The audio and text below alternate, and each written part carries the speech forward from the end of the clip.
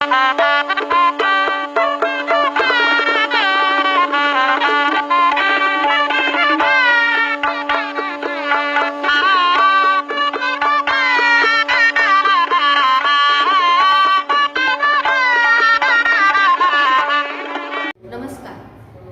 श्री गणेश जयंती। प्रत्येक देवतेची जयंती करण्यामागे हाच उद्देश आहे की त्या देवतेचे पूजन केले जावे, त्या देवतेचे महत्त्व विद्यार्थ्यांना कळावे। यासाठी आपण आज गणेश जयंती शाळेमध्ये साजरी करीत आहोत।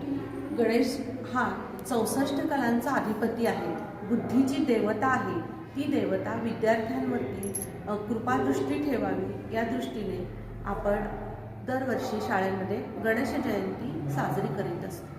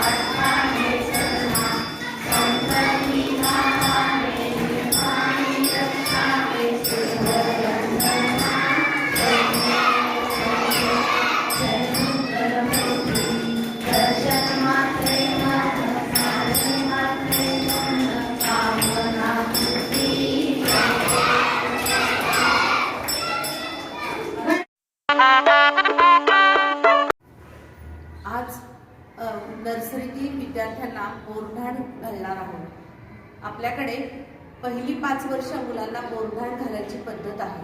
का करायचं तर त्यांच्या वयाच्या परिसरातील मुलांना बोलवावं आणि घरी त्या मुलांना मित्रमैत्रिणींचा परिचय व्हावा। त्याचबरोबर त्या मुलांना आवडतं ते चॉकलेट असेल किंवा चुरमुरे असतील, डाळं, शेंगा, गाजर, मटार, ढाळा, बोरं हे सगळं घालून त्याला डोक्यावरून घातलं जातं आणि मजा असते की त्याच्यातलं चॉकलेट शोधायचं, त्याच्यातले पैसे शोधायचे। ही गंमत एक मुलांना त्यांना अनुभवता यावी आणि त्याचमुळे ह्या महिन्यात देखील सगळीकडे भाज्या, फळभाज्या स्वस्त असतात। त्यामुळेच आपण शाळेमध्ये जीवन व्यवहार हा या पाठातून मटार सोलणे घेतलंय, त्याची पावभाजी करून दिली, गाजर खिसणे घेतलं, त्याची कोशिंबीर मुलांना करून दिली, गाजराचे उपयोग सांगितले, गाजर शरीराला कसं उपायकारक आहे हे देखील मुलांना समजावण्यात आलं। त्याचबरोबर मुलांकडून दाणे कुटणे हा पाठ घेण्यात आला आणि त्याचेच तिळगुळाचे लाडू केलेले आहेत आणि त्या तिळगुळच आज आपण पालकांना देणार आहोत तिळगुळ समारंभानिमित्ताने।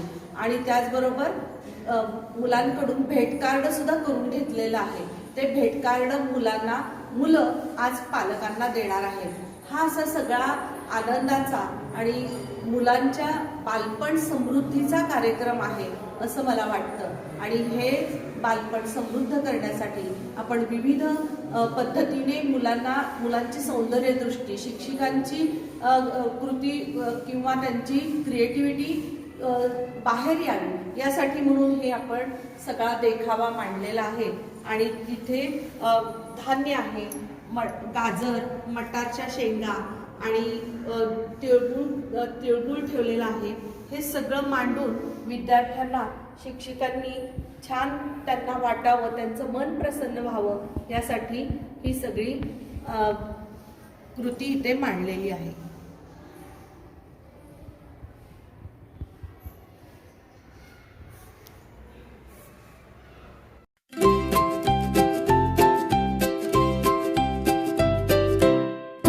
आणि गुळाचे भांडण झाले जोरात, गुळ बसला घरात, तिळ धावला दारात. गुळ खूपच रुसला, डब्यात जाऊन बसला, तिकडून आली आई, नी तिला गुळ दिसला. आईच्या आले मनात, आली मकर संक्रांत, तिने घेतली परात, किसला गुळ त्यात.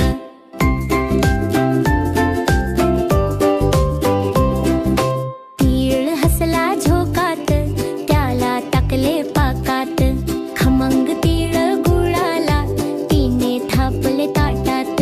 ओसरला राग गुळाचा, गुस्सा होता फुकाचा, रुसवा गेला तिळाचा, गोडवा आला गुळाचा.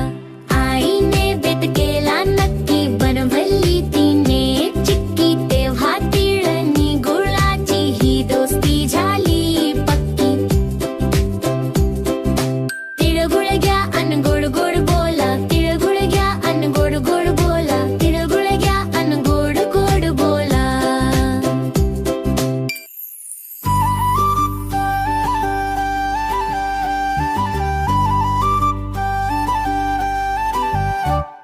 सकाळची वेळ छान छान छान, आई करते पूजा, घरचा देव महान. बाबांनी आज आणले गोड खाऊ, आणले घरात. ताईची रांगोळी सजली आहे दारात, भाऊ माझ नटला नव्या कपड्यात. आली आली संक्रांत, आनंद गगनात, तिळगुळ घ्या हो जोडानात मनात. तिळगुळ घ्या आणि गोड गोड बोला, गोड गोड बोला, हो गोड गोड बोला. तिळगुळ खाली सांडू नका, आमच्याशी तुम्ही कधी भांडू नका. वाकून नमस्कार, आशीर्वाद घेऊया. या देवी सर्वभूतेषु बुद्धिरूपेण संस्थिता, नमस्तस्यै नमस्तस्यै नमस्तस्यै नमो नमः. आपल्या सर्वांना सरस्वती देवी प्रसन्न असेल तर आयुष्यामध्ये काहीही कमी पडत नाही. यासाठीच आपण शाळेमध्ये येतो. म्हणून शाळेला काय म्हटलं जातं? सरस्वती मंदिर, विद्या मंदिर. विद्या हे पण नाव सरस्वतीचंच आहे. तर ती देवी आपल्यावर प्रसन्न व्हावी, म्हणजेच आपल्याला काय की आपण जी ताई आपल्याला शिकवतात किंवा आपल्याला बोलायला शिकवते आई, आणि शाळेमध्ये शिकवतात त्या ताई अभ्यास, किंवा आपण आजूबाजूच्या लोकांकडून जे शिकतो, पुस्तकातून जे शिकतो, ती विद्या.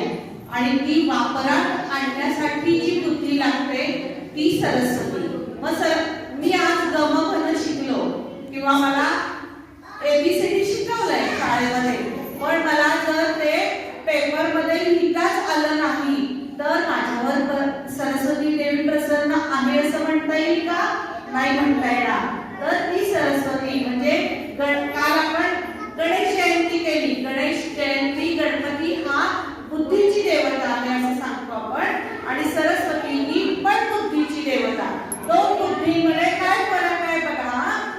गणपती आपल्याला ज्ञान देतात आणि सरस्वती जे आपल्याला ज्ञान मिळालेलं असतं ते योग्य वेळेला योग्य ठिकाणी वापर करण्याची बुद्धी ही सरस्वती देत असते.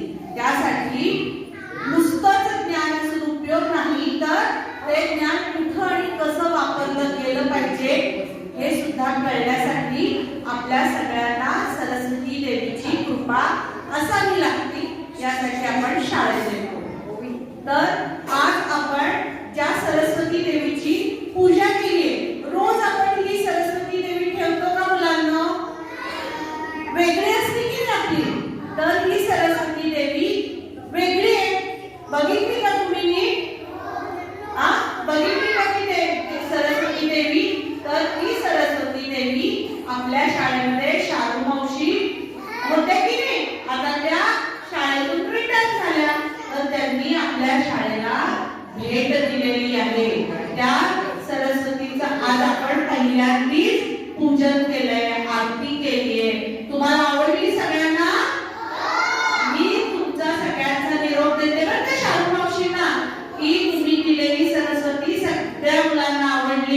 आणि ती सरस्वती देवी पण आपल्या नवमी शिशु शाळेकडे छान बघतीये आणि आपल्याला आशीर्वाद देते.